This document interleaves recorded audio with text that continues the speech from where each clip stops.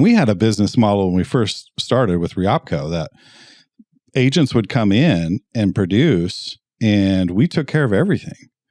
Like they just came in and produced. And so the tough thing, this is a big lesson for me, when the market crashed in 2008 and everyone stopped producing, I was still working 60, 70, 80 hours a week because I had to cover all the costs associated. And they could wait the storm out because it wasn't costing them anything. Didn't cost them anything. So they can just kind of hang out until the market kind of bounces back or take what they can get. But those bills were still there and had to be paid regardless of whether that happened or not. So yeah, it was easy for the individuals to stay in business, but the brokerage couldn't stay in business like that. Yeah. And so then there was no built-in incentive to produce. So you felt like there was a change. There had to be a built-in incentive at that point. Yeah, and I got to a point where like I remember demanding to change. Yeah. Yeah, because it was tough at the beginning, but I got out of it. Now I'm back in that spot now. Yeah, well, it's just a motivation. It's a different motivation. Like you're either working for somebody else or you're working for yourself. And you're leveraging. And then that was a partnership at that point instead of one person making money off of the other. But I also think that that's a huge reason how you became so successful years down the line is a lot of brokers, they come and they go. They come in and they don't have the money to sustain that. And they can't, they can't get their name out there. They don't have enough money to be every single place they need to be on every single, Zillow and buy some stuff on realtor.com and maybe some print ads and maybe have a website. And, that takes money. So being able to piggyback on somebody else's until you've established your name can be huge. I mean, I'm all for it with a new broker. There came a point where you just became incredibly successful on your own. You didn't necessarily need that anymore. And you were getting business because of who you were.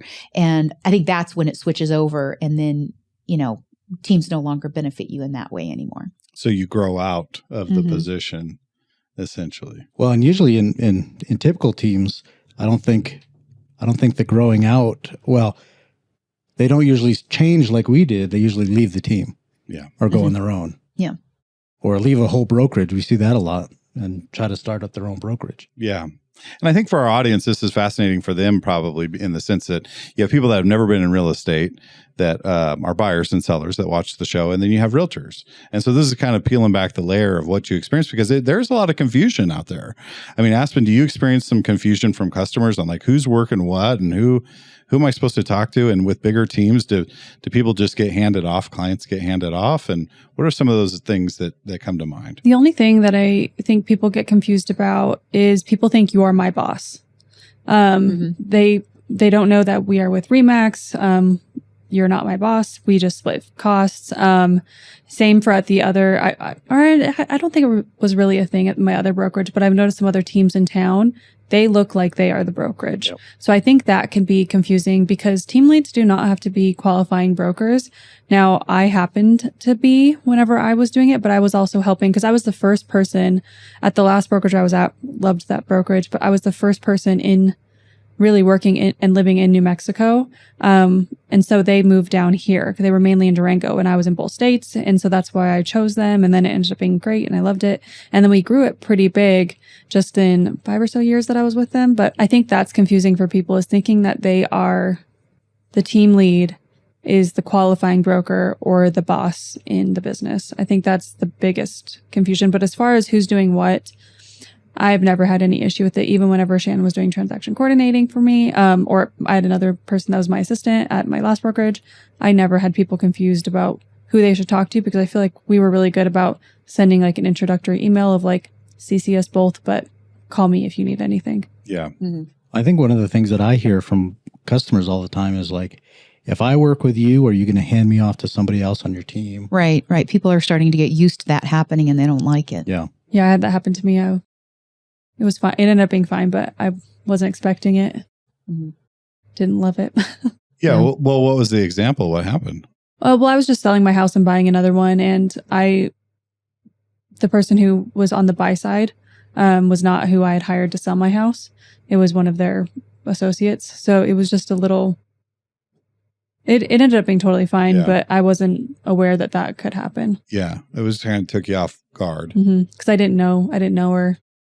It's not who I thought I was going to be working with, but yeah, because a lot of people come into this and they go, I want to sell my house and I want to work with you. And then they start working with that person, and then they get handed off to this person, and then they're being contacted by this person, and they're like, what's going on? Like, if there's no fluidity there, that is a definitive channel of communication, like here are the people and the roles, it can be very confusing to clients in general. I think that's one of my biggest heartburns with the big teams, is that you get handed off oftentimes, and that's not good for customer service. We've set what we do up, and we'll get to that in a minute, but where we have as much face-to-face contact with our customers as possible, because that's our role. Yeah.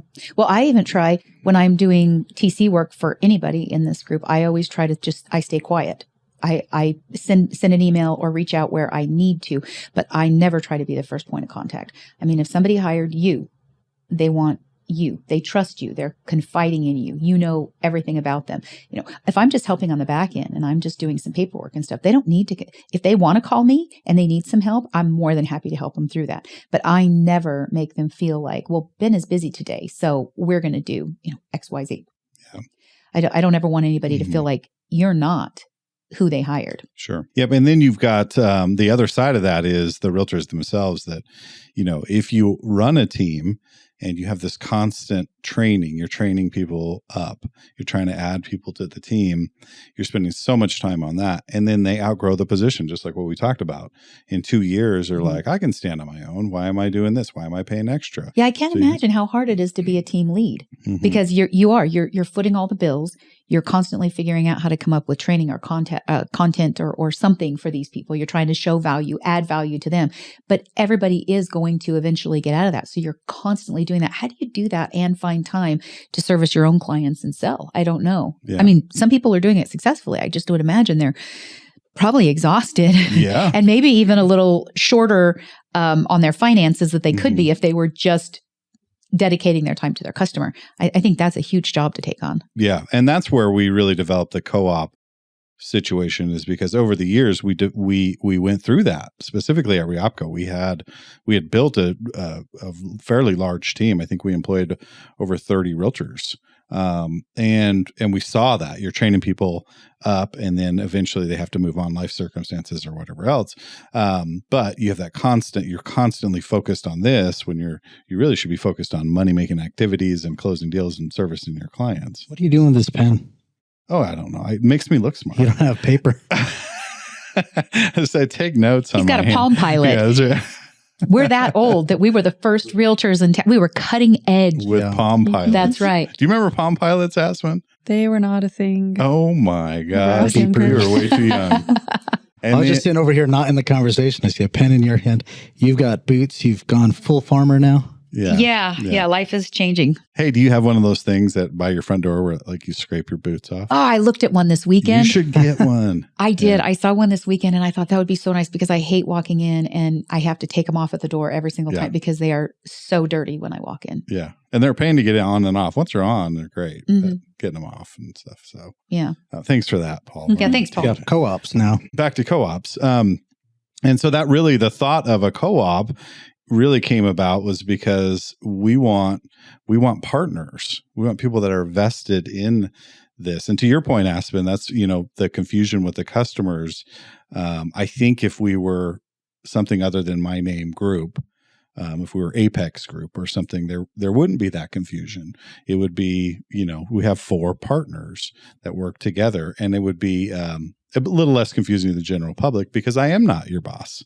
I'm not your boss or your boss. I actually did have someone call the other day for some advertising, and I told him I just wasn't interested. And they were obviously looking at our website, and he said, and they probably just thought I was the boss. And so he called and I said, no, I that's just not something I'm interested in. I said, I work really, with more of a team, and we kind of do things collectively, and, I'm not interested in doing anything on my. He goes, oh, so I need to call Ben and get permission from him. I said, yeah, go ahead and give Ben a call. Good luck with that. Give my boss a call and see if he's in for it. You remember those big red buttons at Staples that say no? Yeah, I've got one of those. I got one of those too. No. Yeah. So back to the co-op component, the wonderful thing about it is that we work as a team. We're equal partners. We have the same motivations. We want to do the best for our clients that we can. And it gets rid of the, I'm going to make money off of you, Aspen, or I'm going to make money off of you, Paul. And we really can have those next level conversations about strategy, about direction, about customer service, about how to take where we want to evolve in the industry.